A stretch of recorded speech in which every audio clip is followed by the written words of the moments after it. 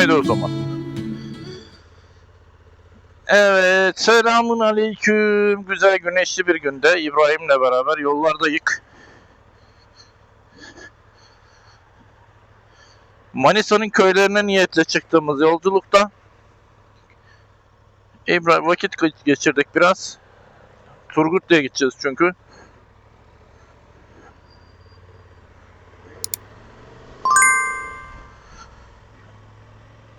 Rotayı değiştirdik. Şimdi Turgutlu'ya doğru basıyoruz. Yine Turgutlu'ya gidiyoruz ama son başlıyorlardan değil. Değil. Sadece bu sefer biraz insani bir rotadan gidiyoruz.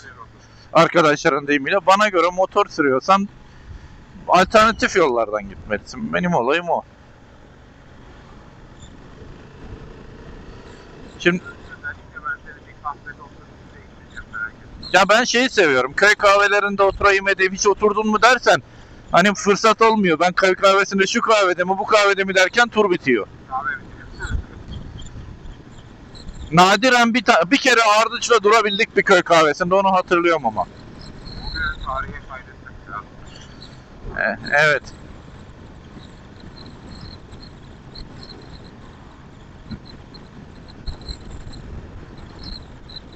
Bir de arazi yol görmek istiyorsan şuradan seni dere boyundan götürebilirim. Yok ya, saat kaç oldu? 10.49. Turgutlu'da kaçta oluruz normal yoldan? Tamam, 40 dakika, 50 dakika bir şey.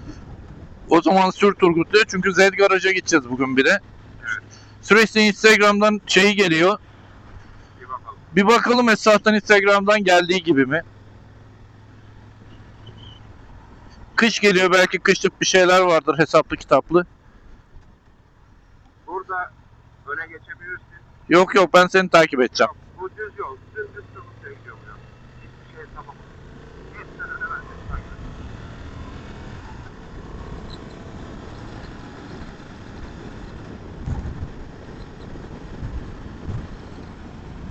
Ya dağın manzarası çok güzel ya. Şimdi bak soluna, dediğim yol burası. Görebildiğince daha gözüküyor mu? Abi şu karşıdaki şeylerin eteğinden gidecektik işte. Onlar burası tepeler dışarılara çalıyor. Şu değil mi karşıdaki? Dışarılara çalıyor. Ha işte onun eteklerinden gidecektik Turgutlu'ya.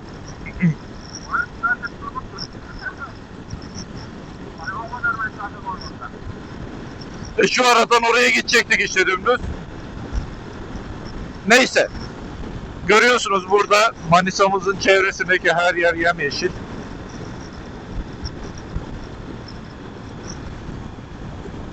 Silaj mı ekmişler buraya? Evet, buralarda Ra- falan mesela gösterdim. Sağda radarımız var. Gördüm. Çok güzel yer. Ama gölgesi yok. Sıcak olur o araba. Evet, buradan yaptılar. Başta gidiyorum, geçiyorum ama giremedim. Vallahi 84 ile girdiysek girelim gar. Yapacak bir şey yok. Arkadan jandarma geliyor. Sağ taraflar güzel mahalle. Evet. Manisa'mızın güzide yerleri. O zaman biz şu kamyonu takip edip durmayalım. Geçelim.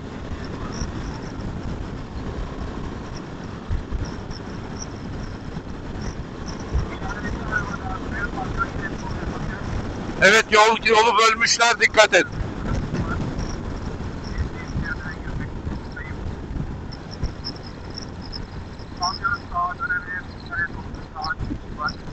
Kavşak gibi bir yer burası zaten. Kavşakta herkes her yere gidebilir diye düşünüyoruz. Ona göre geçiyoruz.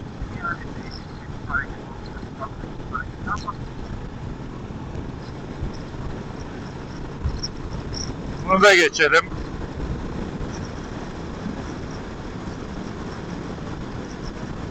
Ortalama hız tespit varmış burada. Bak, yoldaki çizgilere dikkat et. İnsani çizgiler.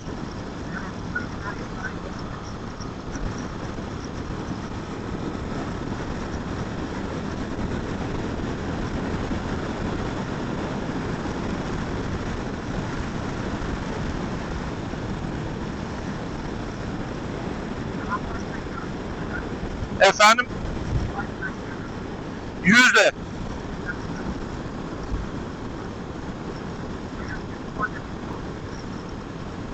Senin mikrofonu koyduğumuz yeri değiştirmeliyiz. Senin sesin çok rüzgarlı geliyor. Benimki nasıl?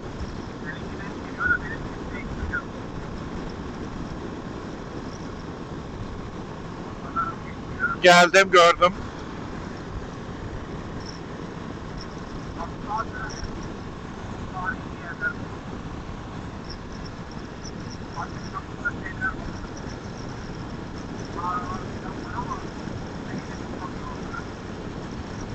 Fotoğraf çekmeye gelebiliriz buralara.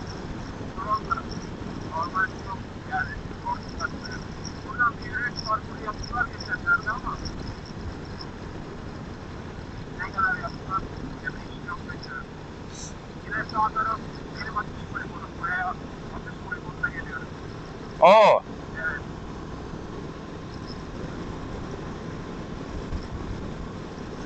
Genelde polislerin parklarına bir atış poligonuna.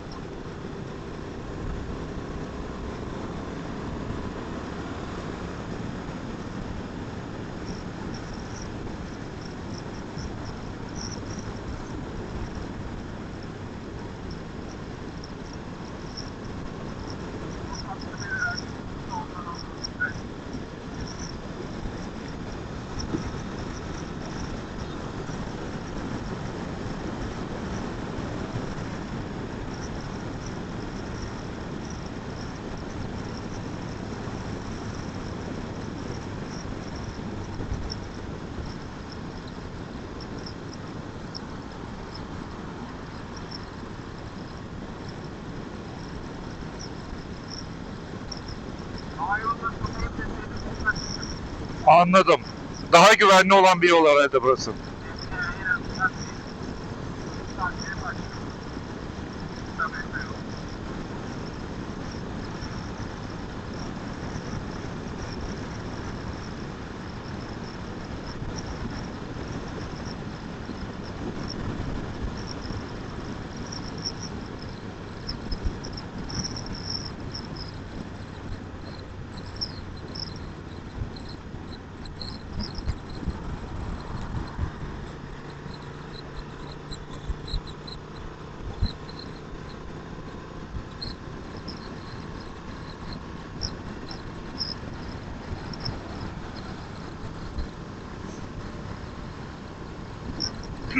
Ben arkadan biri hızla yaklaşır diye genellikle bu virajlara falan sağdan giriyorum. Önümde araç olsa bile virajda beni darlamasın diye.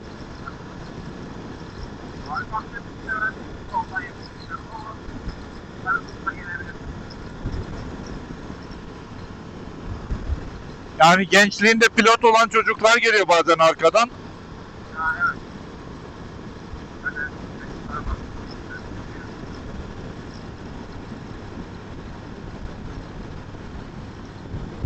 Ben normalde tırları falan da geçmem de üstünden bir şey uçar üstüme diye geçiyorum.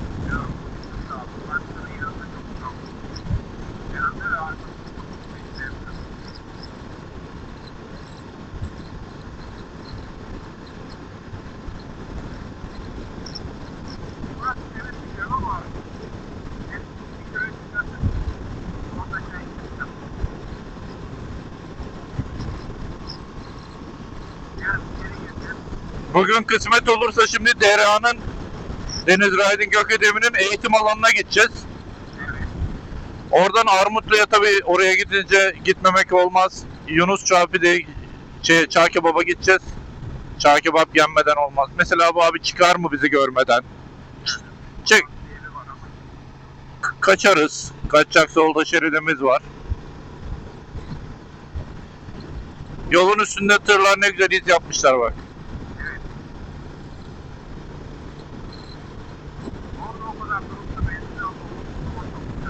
Benzinin yok mu yoksa? Ben de bir tık düştü zaten İzmir'den gelirken.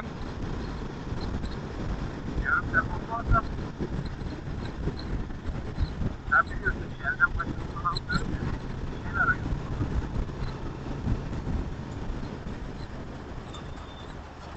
Burası Çobanisa Köyü. Sol taraf Aşağı Çobanisa, sağ taraf Yukarı Çobanisa. Çoban İsa mı Çoban İsa mı? Çoban İsa He. aslında. Ama hızlı telaffuzda Çobanisa diye geçiyor. Gerçek adı Çoban İsa. Bizim İsa Yener'le karıştırmayalım. Evet. Bizim çırçır fabrikası burada. Hemen benzinliğin arka tarafında. Eskiden buraları çırçır fabrikaları, üzüm fabrikaları doluydu. Bizim İsa Yener'in de çırçır fabrikaları vardı burada. Sonra İsa batırdı fabrikayı.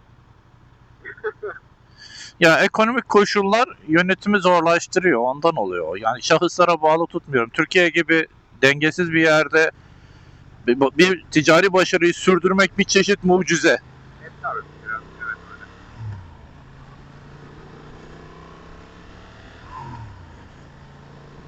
Hemen sol taraf kuru üzüm fabrikası mesela. Buradan yurt dışına üzüm ithal ediyor.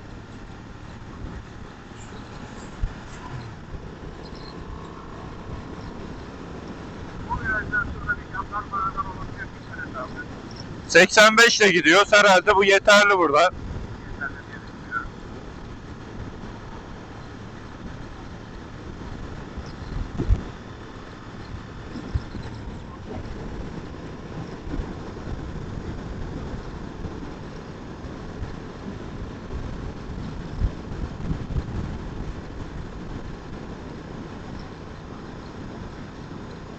Oturdum çay içtik, yanımda kaç dakika çekti. Ne gibi? Yani buradan yukarıya bir köye gittik, burası değişecek. Kaç dakikada başlıyor? Biz Zed'de ne kadar da vakit geçireceğiz ona bağlı. Bilmiyorum ki. Orası muamma. Yani şeyinde 10 dakika. Şeyler varsa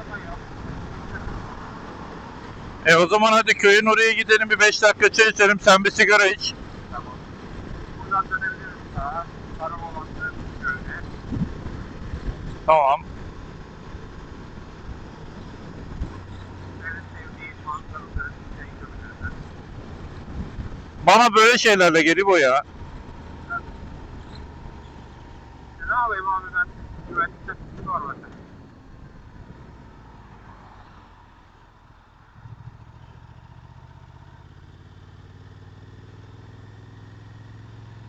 Burası benim dedelerin köyü aslında. Oo. Evet.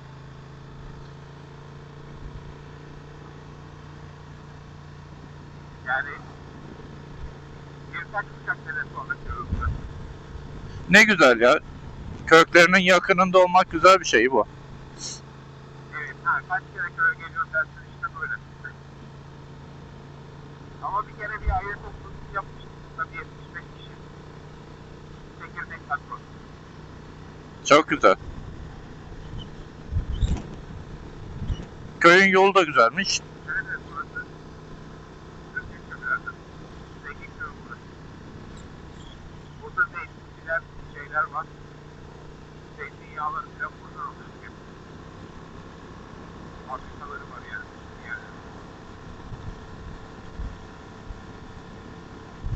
Yerlisi nereden abi? Muhacir mi burası? Göçmen mi yani yoksa? Buraları genelde işte ya Akteki ya Girit. Oradan gelen şeyler var.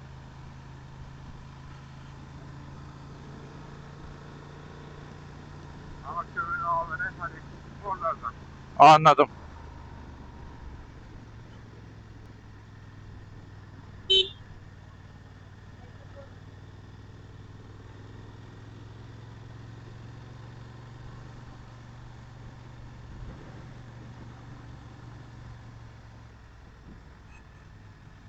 Bu virajda eski Transalp'te bir arkadaşı ben tövbe ettirmiştim bir gün. Tam olarak o virajdan o. Motora mu tövbe etti? Benim arkama binmeye. Ha.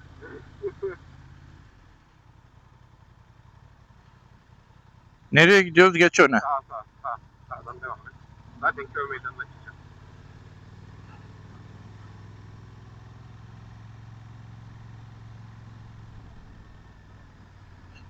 Şeylerde çivi var, dikkat et aralarında. Gördüm. Bu yolun devamı Kemalpaşa'ya bağlanıyor. Red Garage'a çıkmasaydık ben sana Kemalpaşa'ya buradan gidelim diyordum.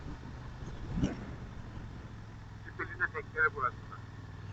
Oo, İstiyorsan de sonra da gidebiliriz. Buradan da devam edebiliriz. Böyle bir planda yapalım. öyle yapalım. Buradan gidelim. Yani DRA'ya gidip burada bir yerde park edebilip bir köylü kahvesine oturabiliriz. Nereye koyalım? Bir yer bulalım. Sen bul abi, ben her yere koyarım. Sen koy, ben senin yanına geleyim. Sola dönüyorum o zaman. Tamam.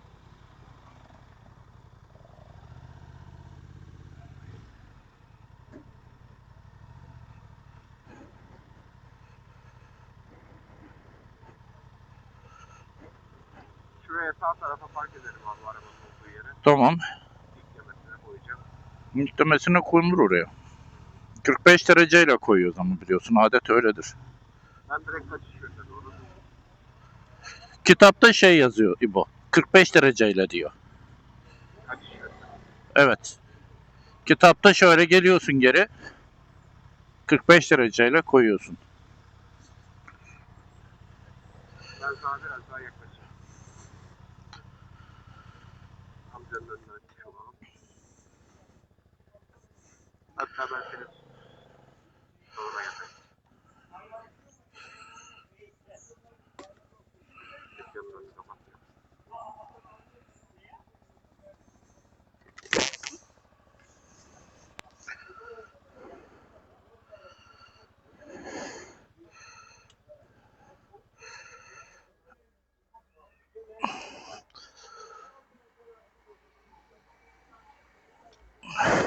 Sanırım ben bu kamerayı kapatamam.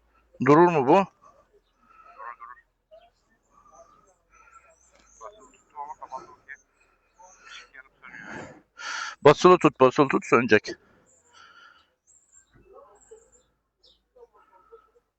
Devam. Durdu durdu, sıkıntı yok. İyi. Bluetooth'u kapatıyoruz mu? Açık mı? He? Bluetooth'u kapatıyoruz mu? Kapat.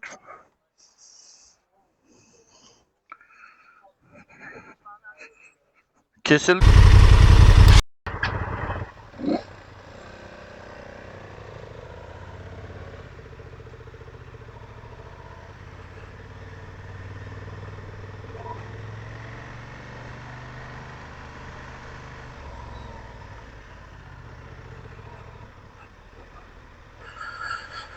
Şimdi güzel bir köyden geçtik. İbrahim'in Ataköy'üymüş dede tarafından. Hangi dedesi tarafından olduğunu bilmiyorum ama bir kahve içtik.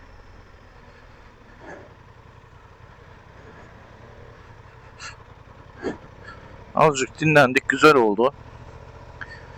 Şimdi KN Master 6100 var, hem İbo'da hem bende. İlk kez bağlandık.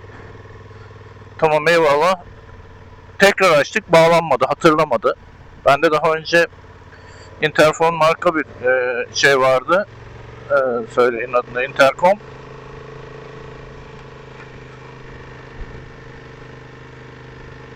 O mesela otomatikman bağlanıyordu tekrar. Bu her seferinde bağlayacağız herhalde. Bunu öyle görünüyor.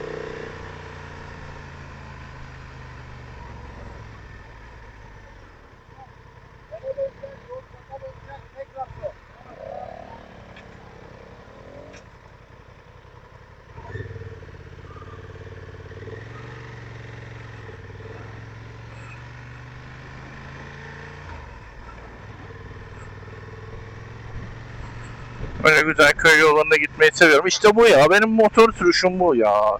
İbrahim sağ ol ya. Nedir o arkadaşım? Şeyden basıp gidiyoruz abi.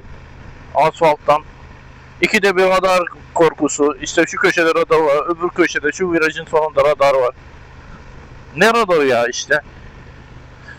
Gideceğimiz yer şu tarafta bir yerde.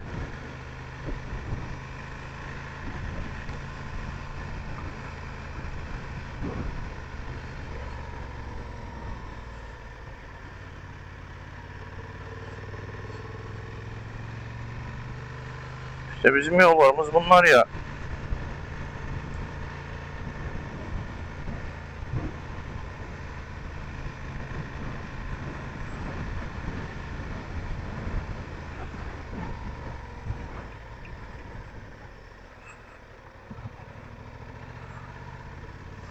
Bu arada Cynic App kullanıyorum.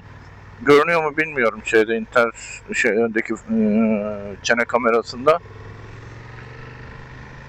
Şimdiye kadar 100'e yakın rota hazırladım kendime. Bunların 10 tane falan sürdüm.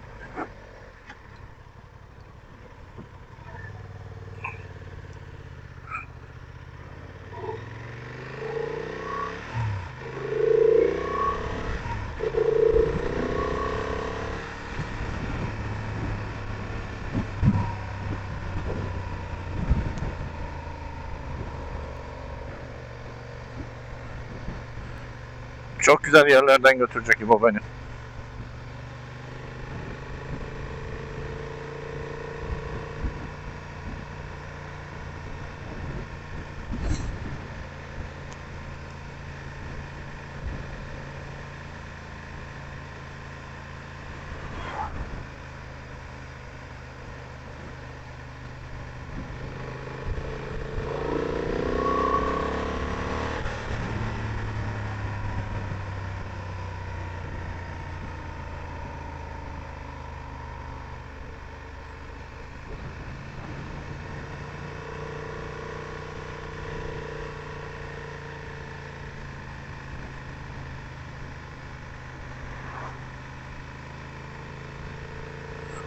Çok eski zamanda bir Sabuncubelir yol kapanınca servisle buradan gelmiştik.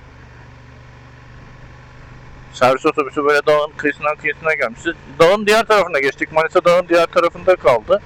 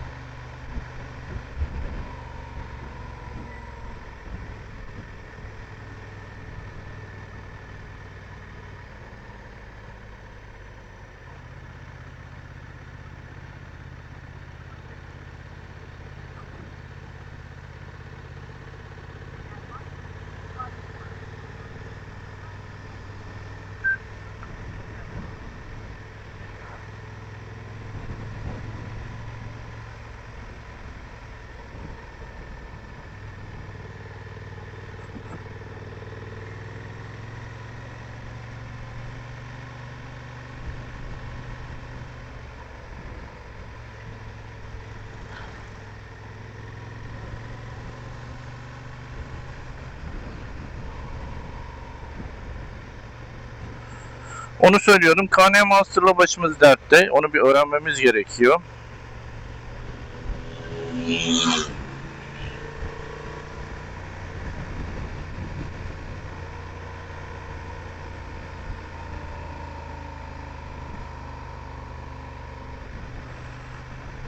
Şimdi artık telefonuma da bağlanmıyor.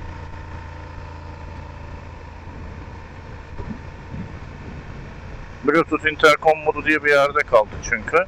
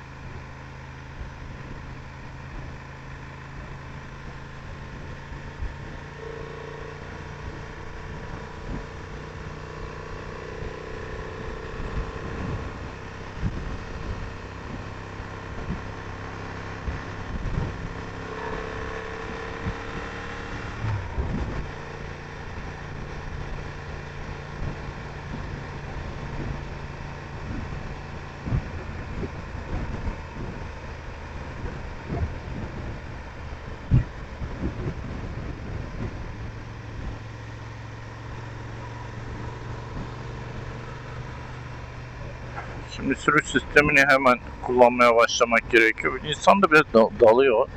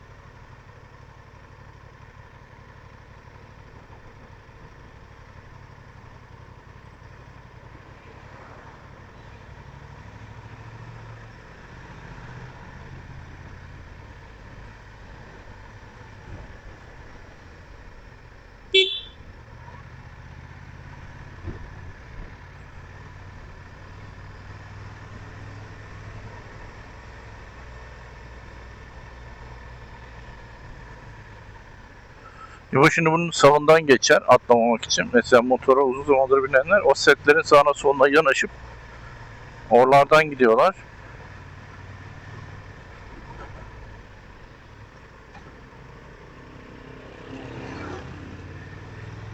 Bu da buralarda bağlığa giderken kullanılan harika bir araçtır. Sepetli motor.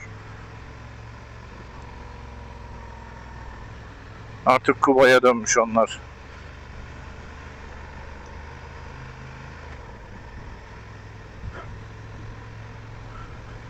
Ne kadar güzel futbol sahası var, halı sahası var.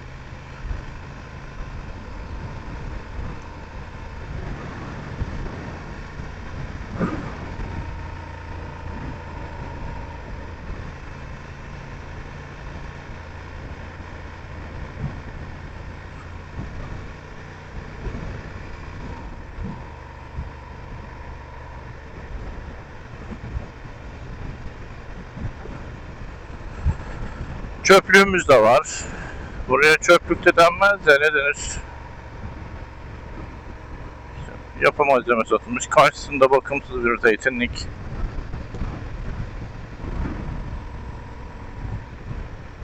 Zeytin para mı etmiyor acaba ya? Bu aralar bakımsız zeytinlik çok görüyorum.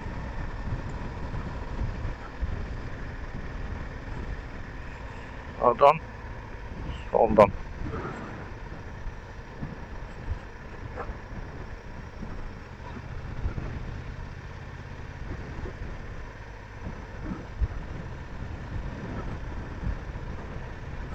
Çalışıyor tarlada insanlar. Biz tabii ki normal asfaltı terk ettik. Ara yoldan gidiyoruz.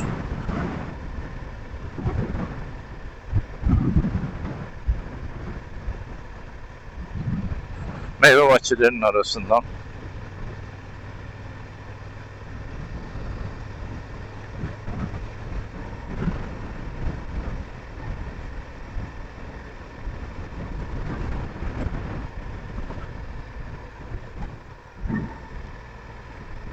Orada bir şato yapılıyor sanırım.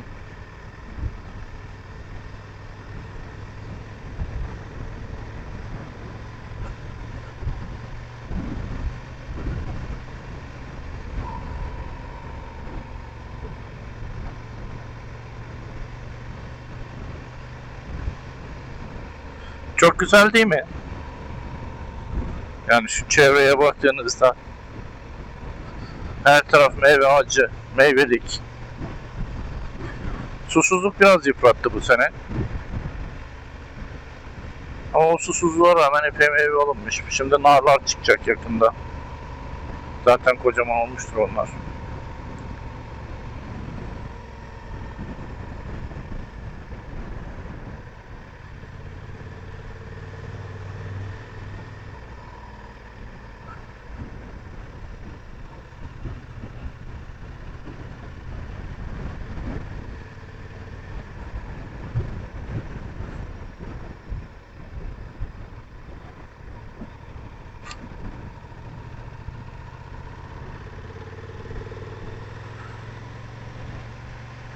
Bu motor sürüşü kolaylaştırıyor ya. Motor gücü çok olduğu için vitesi o kadar da düşmesen de oluyor. Hatta dün garip bir şey yaşadım. Eve gittim yine cuma akşamı. Benim motora binebilmem için bir bedel ödemem gerekiyor her zaman arkadaşlar. O bedelde ne? Cuma akşam trafiğini çekmek. Neyse Kemalpaşa'dan gelen yolun Manisa'dan gelen yolla birleştiği yerden kuyruğa girdim zaten. Ondan sonra duran trafikte filtreleyerek zaten trafik akıyorsa da 20 ile 15 ile akıyor.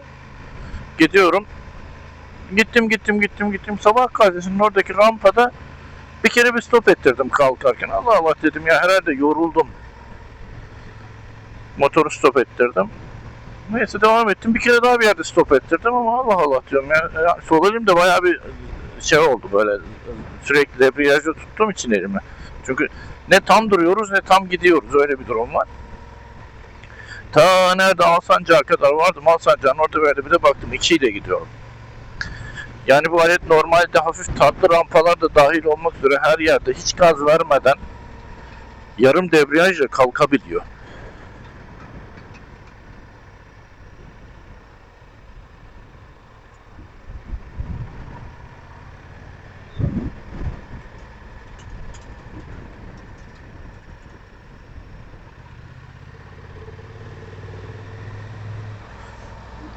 çizdiğim bir rota vardı. O rotadan gidiyorum. Normalde şu öbür taraftaki yol belki çıkıyordur ama emin olamadım ondan. Dere otobanın paralelindeki şeyde, yolun üstündeki büyükçe bir alanda çalışıyor.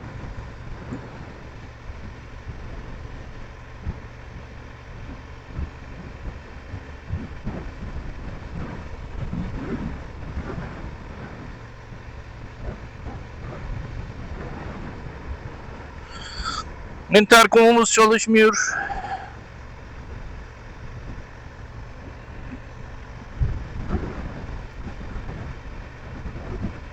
İnşallah kameramız kaydediyordur. Bakın burada silaj ekmişler herhalde.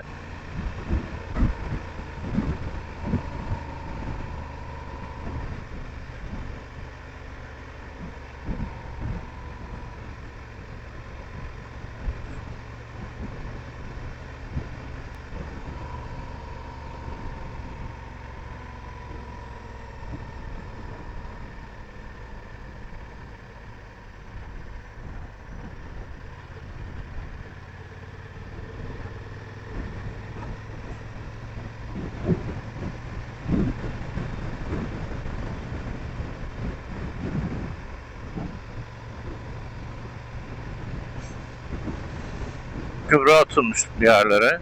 Yeni sezona mı hazırlık var acaba?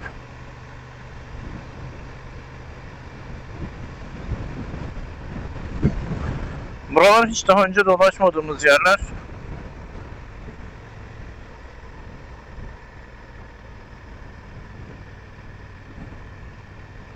Ağacın güzelliğine bak.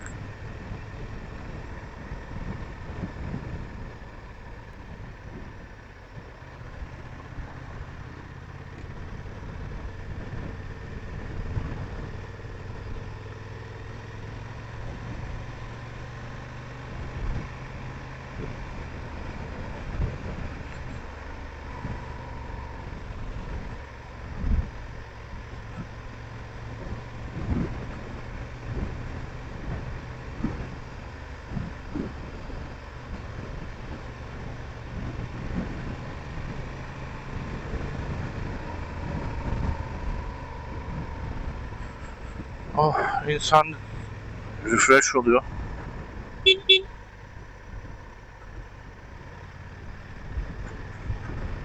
Gördü mü bilemedik.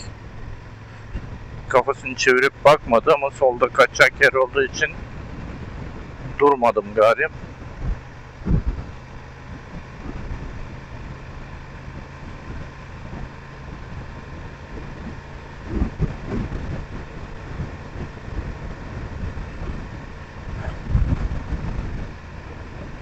Kornanın yerini bulabilmeye başladım. Yavaş yavaş. O da aslında bulabiliyorum da o düğme bazısında sağa doğru hareket ediyor. Honda modellerinde bazısında sola doğru hareket ederek çalıyor. Öyle bir nüansı var.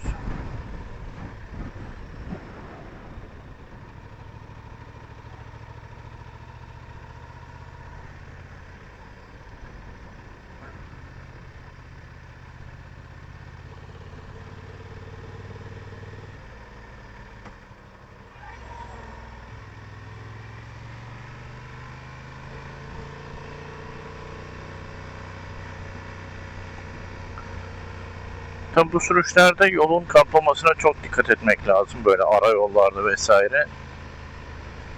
Çünkü oradaki çukurlar, gedikler, dikkat ederseniz bakın kocaman çukurlar var.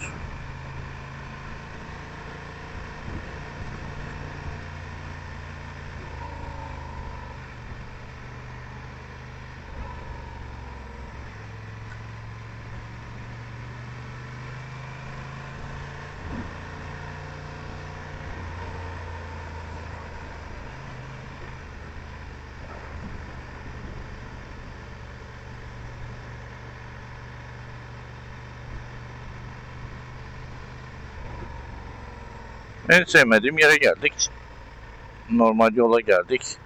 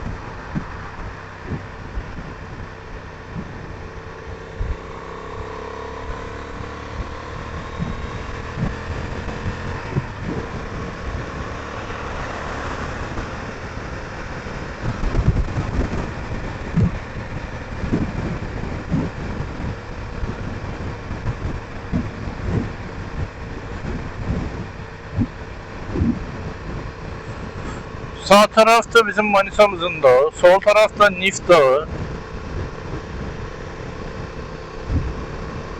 Karşısı Nif Dağı.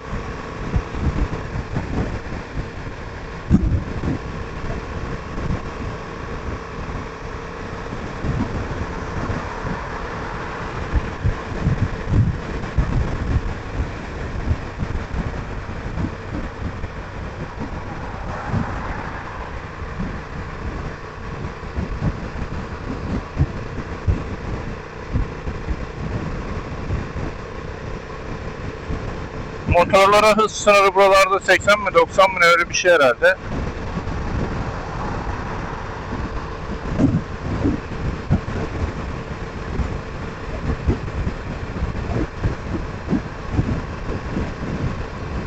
Bu yolda da motoru hiç sürmemiştim. İlk kez Kemal Paşa'nın bu tarafındaki bu yolu sürüyorum. İşte gidilmedik çok yol var.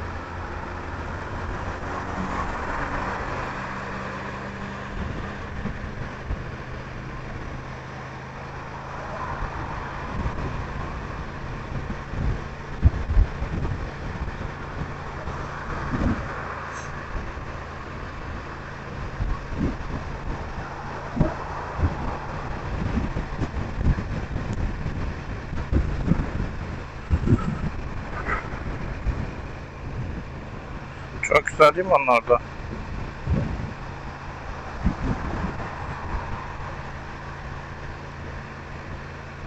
Yalnız delice bir benzin harcadık. İzmir'den çıktığımda fulldü depo. Şu anda yarım depo benzinim kaldı.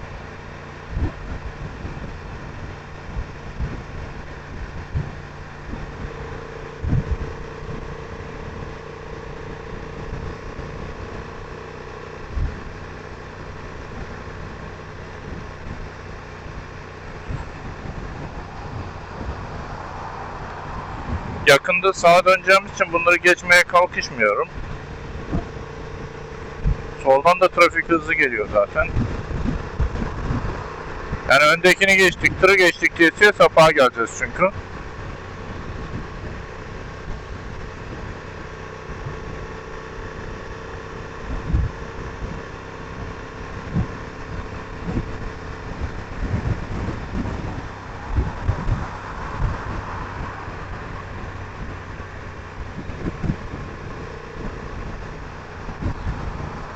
Yine buradan 70'te mi gidilir kardeşim bu yoldan diye zorbalanabiliriz.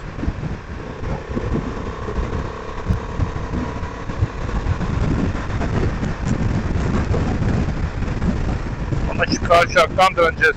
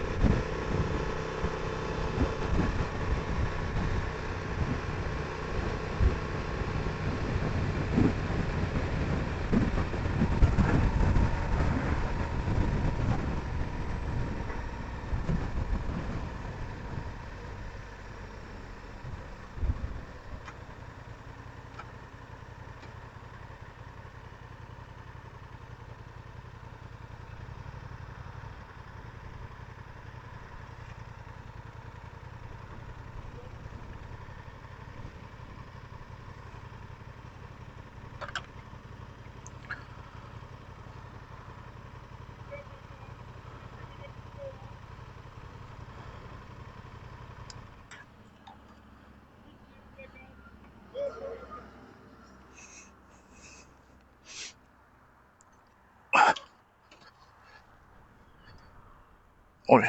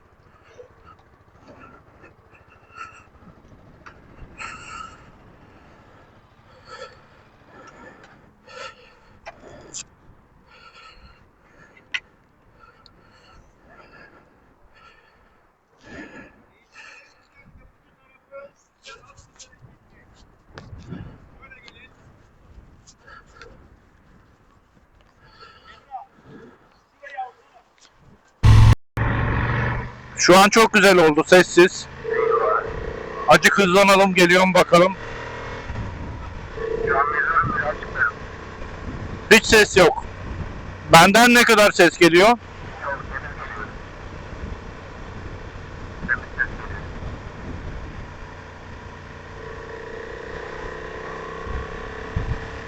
Böyle güzel olacak ya. Evet. Gördüğünüzde arkadaş ama şu anda artık en azından gördüğünüzde etmesini çözdük. En azından 2 kişiyi. İşini çözdük yani.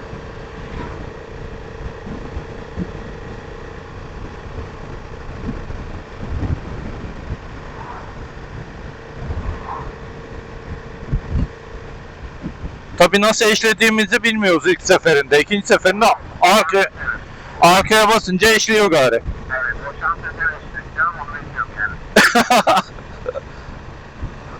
Ben bir de kılavuzunu falan okudum bunun. Ha, ben de okuma yok biliyorum ben. Nasıl odaya sorayım. Adıma yazılar soktum.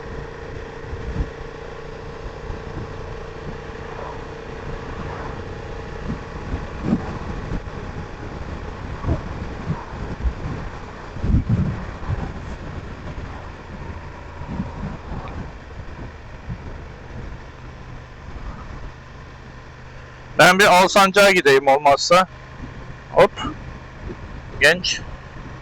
Hala da çıkmaya devam ediyoruz. Öküz demiyoruz ya. Neandertal diyoruz ona bak. Gel. Sen Neandertal. Eski insan. Şimdi bunların türleri sona erdi abi. Bir kısmı kaldı bunların. işte onlar da ne kurtulsak ama kurtulamıyoruz. Ama niye kurtulalım? Yaradan yaratmış bak örneği var. Yapacağımız olmaması gerektiğini bence. Timsah gibi düşün.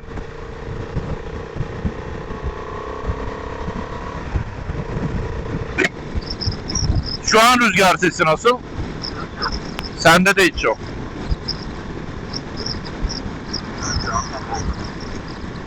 Biz tamamız. Bundan sonrakiler baksın başının çaresine.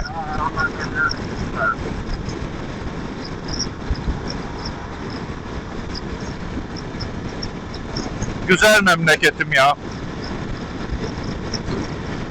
Sadece buraya kadar gezebiliyoruz. Allah bereket versin baba. Bir vadiden bir vadiye geldik. Evet. Yine bir daha açtık yani.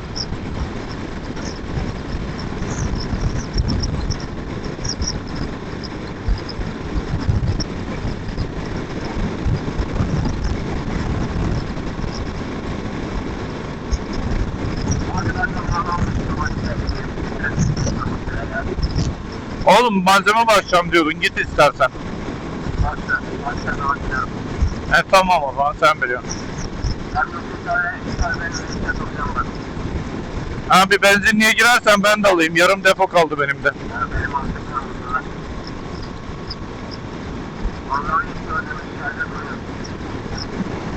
Okey.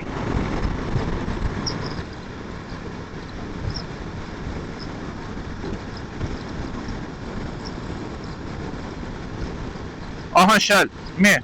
Shell.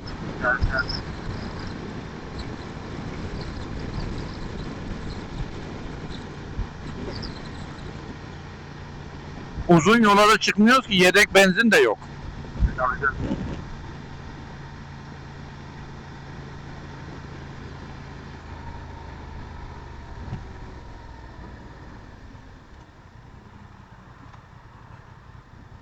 Yanaş bir pompaya. Ben şu sağ tarafa gireyim, sen de sola gir. Okey. Bir tane var da herhalde.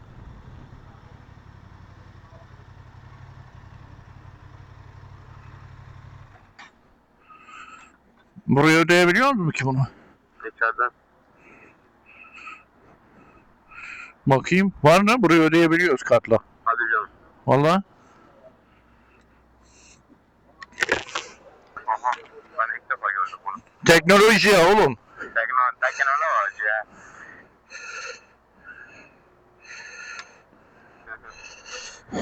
Benim şerit değiştir.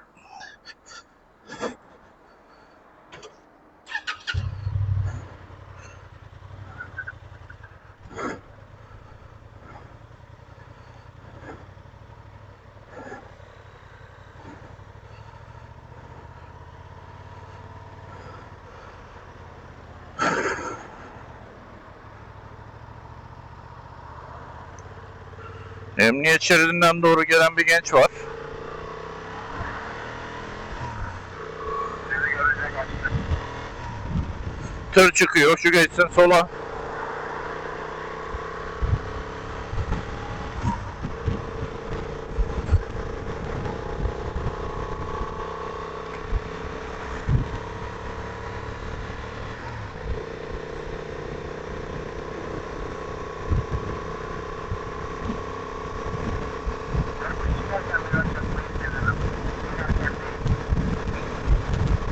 Değil mi? Daha güvenli geliyor.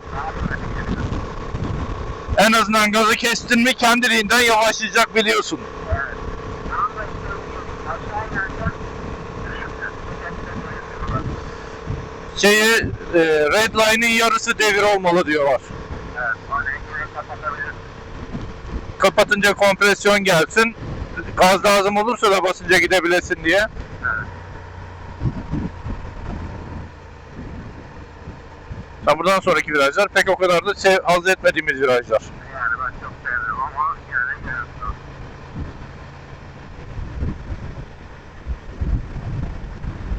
Yine RKS sahibi olmak isteyen bir Toyota'lı kardeşiniz var arkamda. VKS peşinde mi? Evet. Nasıl vereceğiz abi, ne yapalım? Hani zaten müşteri arıyorduk. Zaten müşteri arıyorduk. Görüşürüz.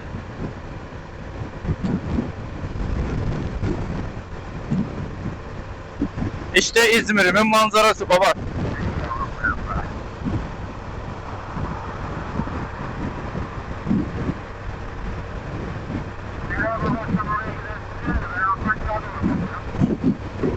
Dümdük gitmezsin ama ya yoldan gidersin diyorlar herhalde değil mi?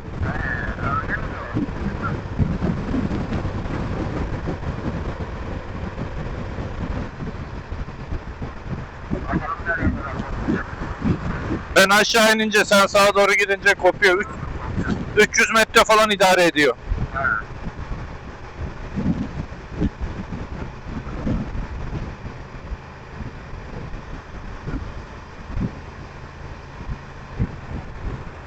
Hava 30 derece oldu yalnız bu arada, şaka maka. Hey gidi be, 45 derecede gitmişliğim var burada. Eyvallah.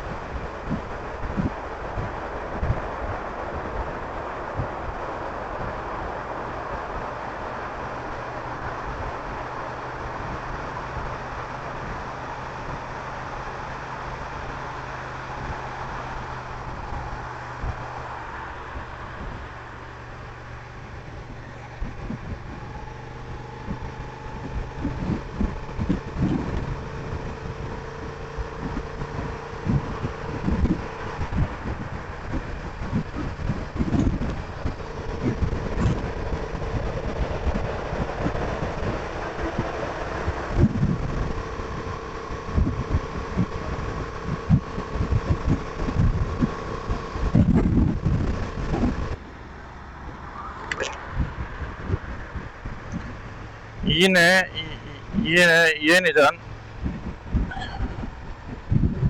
kilit trafik. Bu İzmir'in bu şeyi hiç bitmiyor arkadaş. Hiç bitmiyor.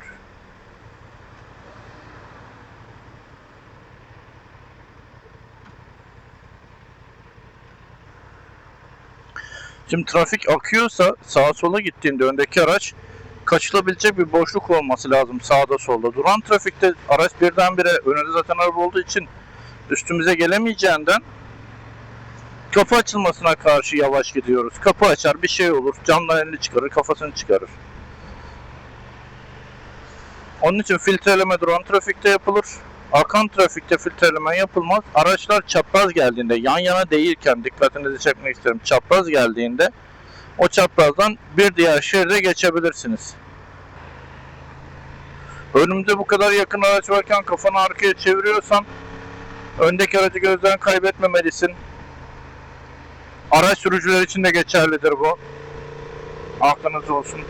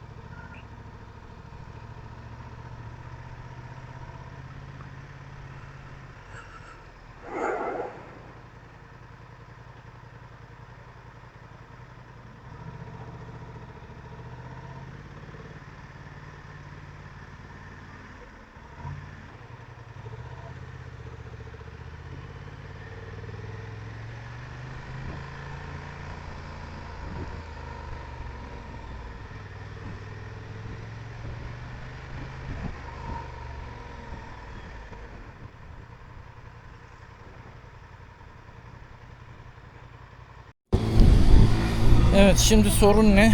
Sahilden gideyim dedim ama sahilden gidemiyorum. Sebebi de şu: sahile çıkan bütün yolları kapatmışlar. Önüne de yol kapalı diye herhangi bir şey koymamışlar. Yol gidiyorsun, yol bitiyor. Otoparka girebiliyorsun, otoparktan çıkabiliyorsun. İleride yol kapalı diye söylemedikleri için tüm araçlar şu anda gidiyorlar oraya. Yolun sonuna kadar gidiyor. Otoparka girmeyecekleri için oradan bir U dönüşü yapıyorlar. Ve yeterse, kısmet olursa oradan da tekrar geri geliyorlar. Sonra ne oluyor? Migros'un yanından kesin gideriz diye düşünüyorsun. Çünkü sahile çıkmaya çalışıyor insanlar. Bu taraftaki sokaktan giriyorsun.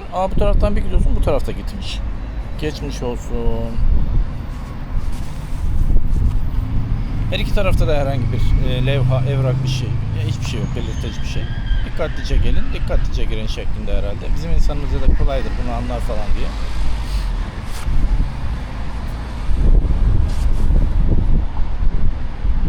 Bazen çok zorlanıyorum ya.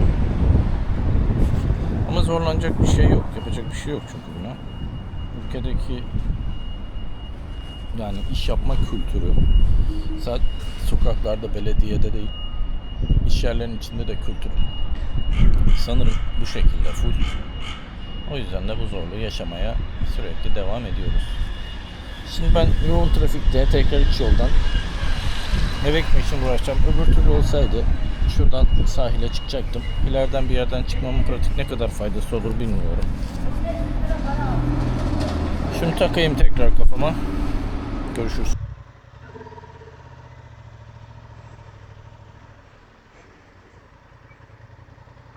Ona niye arkamda durmuş ki? Park edecek herhalde oraya.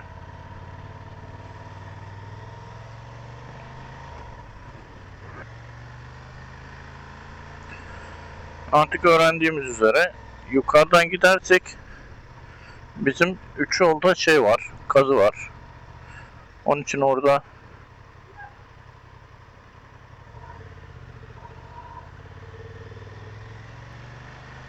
tek şeride düştüğü için yol kapalı.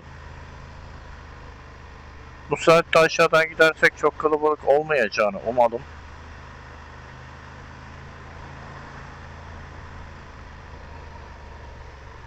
İbrahim'le Turgutlu diyorum. Tabii Turgutlu'ya gidelim. Z Garaj'a bakalım diye çıktığımız yolculukta Z Garaj'a uğramaya fırsat bulamadık. Belki ara ara muhabbetlerin içinde geçmiştir bilmiyorum. Interkomları eşleyeceğiz diye bir saate yakın yine zaman harcadık. Deniz Riding Akademi'nin eğitim sahasına gittik. Sağ olsun orada Ahmet, diğer hocalarımız Aybars Hoca, Derya Hoca güler yüzleriyle karşıladılar bizi. Biraz orada sohbet ettik, biraz zaman geçirdik. Diğer motorcuları gördük.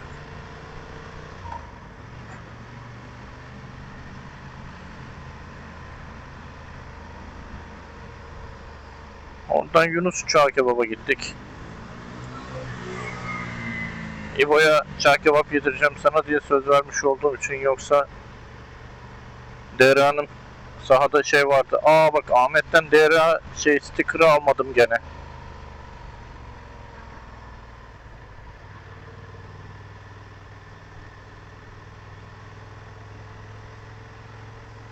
Aynaya güvenerek sadece sağa çıktım, bu bir hata. Bugün birkaç tane böyle hatam oldu.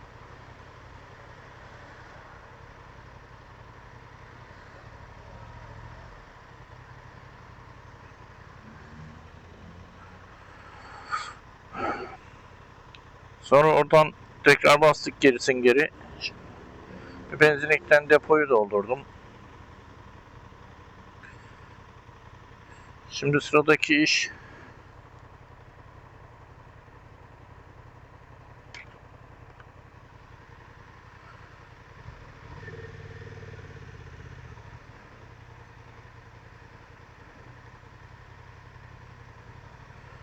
zincirimin bir yağlanıp temizlenip yağlanmaya ihtiyacı var bu sefer. Aldım beri temizlenmedi. Hiç hoş. Çok kirli görünmüyor.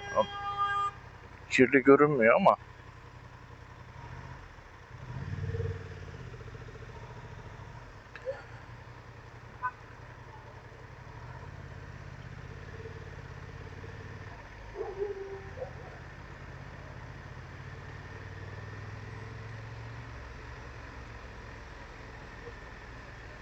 yağı da var.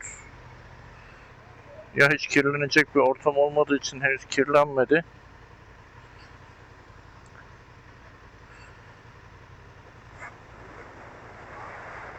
Geçen ustaya şunu bir yağlayalım demiştim. Bir önceki videoda konuştuk.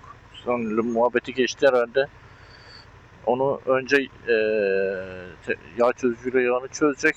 Sonra suyla yıkayacak. Sonra tekrar yağlayacak. Hani sadece yağlanacaksa yağlayayım ama dedi, temizlemek uzun sürer. Benim de çok iş var, istersen sonra gel yapalım dedi. Ben de artık zorlamadım.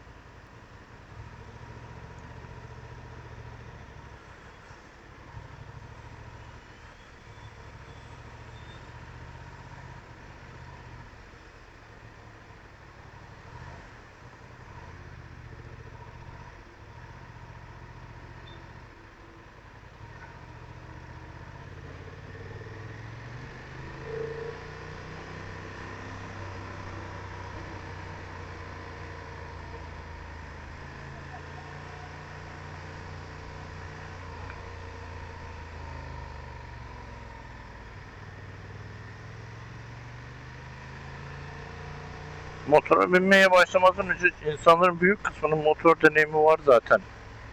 Kullanıyorlar sanıyordum ama toplumun gördüğüm kadarıyla çok az bir kısmı.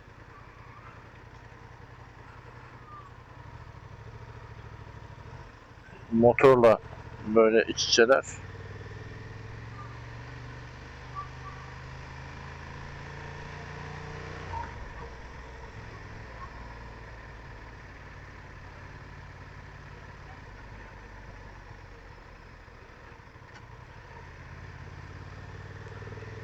Yani bu değişik duyguyu tatan insanlardan birisi olmak da hoşuma gitmiyor değil. Hani binmenin keyfinin dışında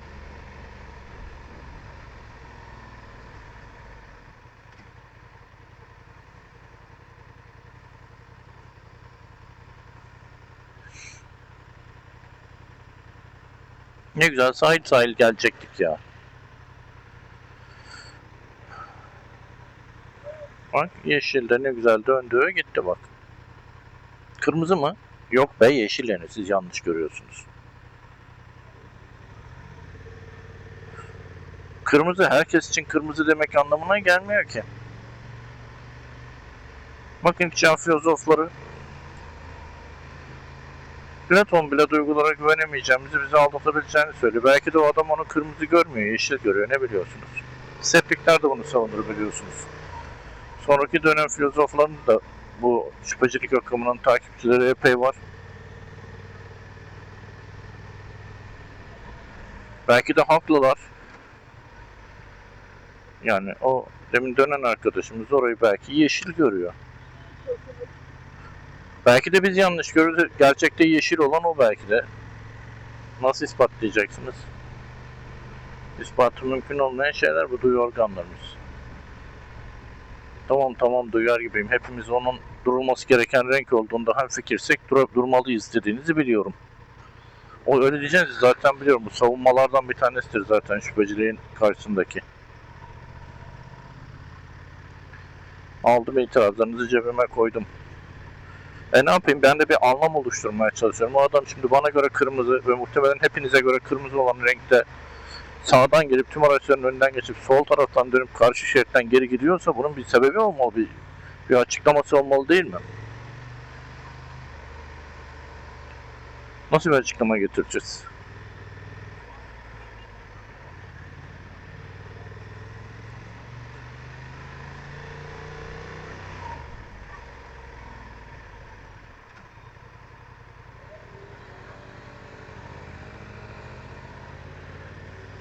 Bu konuda neandertal insan tezim var bir tane. Ne kadar geçerli olur, ne kadar kabul edersiniz bilmiyorum. Şimdi neandertal insanın Homo sapiens'ten farkı neydi hatırlayın? Sosyal becerileri gelişkin değildi.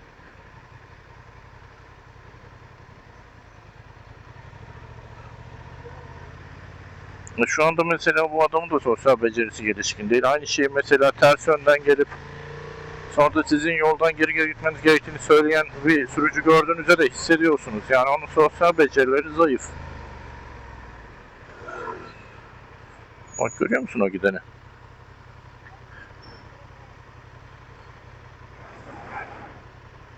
Tam arkamda olsa vurup geçecek. Ama ben de durmalıyım. Olabildiğince şeridin dışındayım. Hani sağımdan solumdan kaçacak yer bırakıyorum arkadan gelene.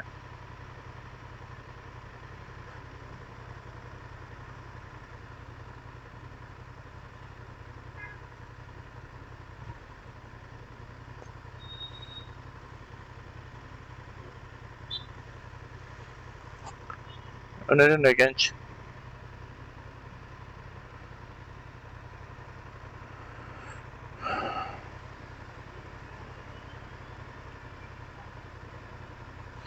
Onun için bu trafik kurallarının içinde bütünle alakasız davranan insanları gördüğünüz zaman onlara kızmayın.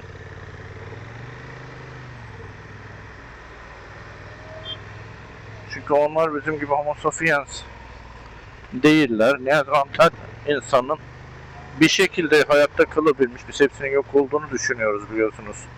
En azından bu konuyu çalışan antropologlar. Geriye kalmış temsilcileri olarak bakıyorum ben.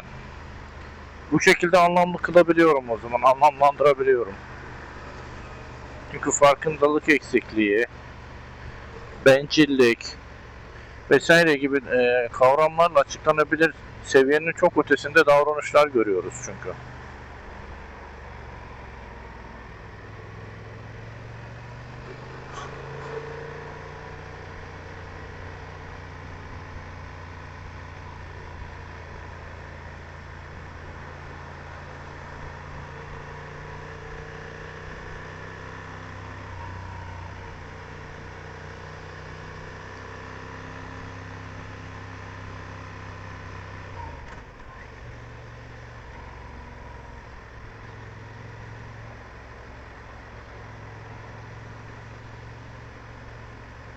Fren lambalarını takip ediyoruz. Evet, bizim içeride yanan bir fren lambası yok.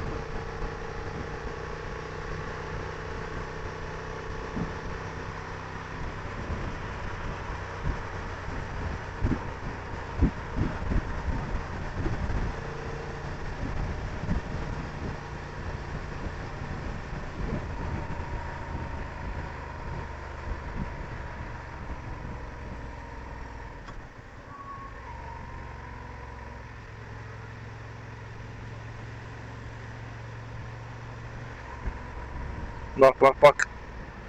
Bak bak bak neler oluyor orada.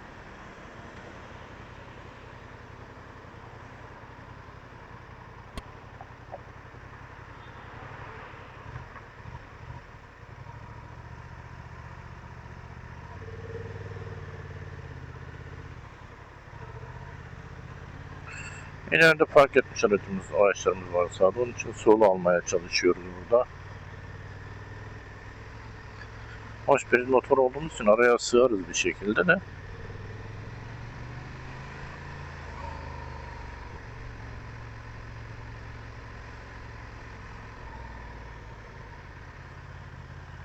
Öyle Ercan abimiz vardı bir tane.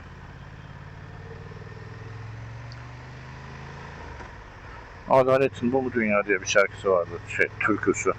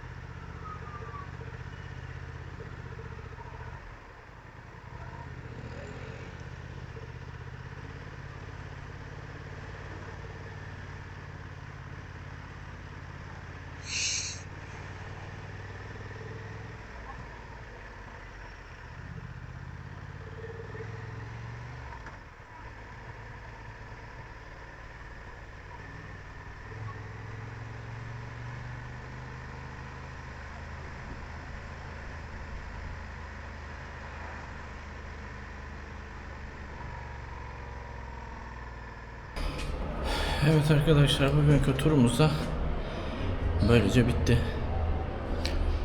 Çok güzel bir gezi oldu. Benim hoşuma gitti. Bir cumartesi güzel değerlendirdik. Dolaştığımız yerler, ettiğimiz muhabbetler, umarım sizin de hoşunuza gitmiştir.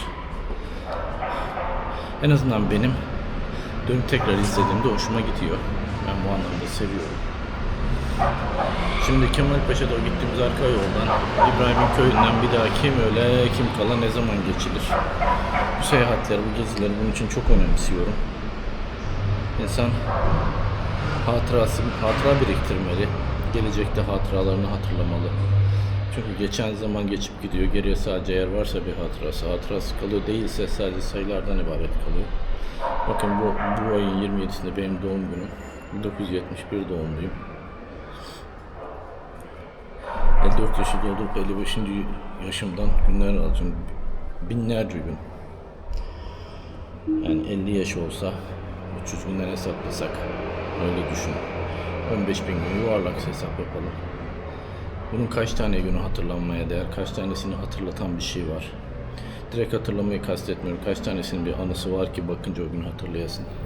Hayata biraz böyle bakmak lazım diyorum. Sonraki videolarda görüşürüz umarım. Bugünlük bu kadar. Hoşça kalın.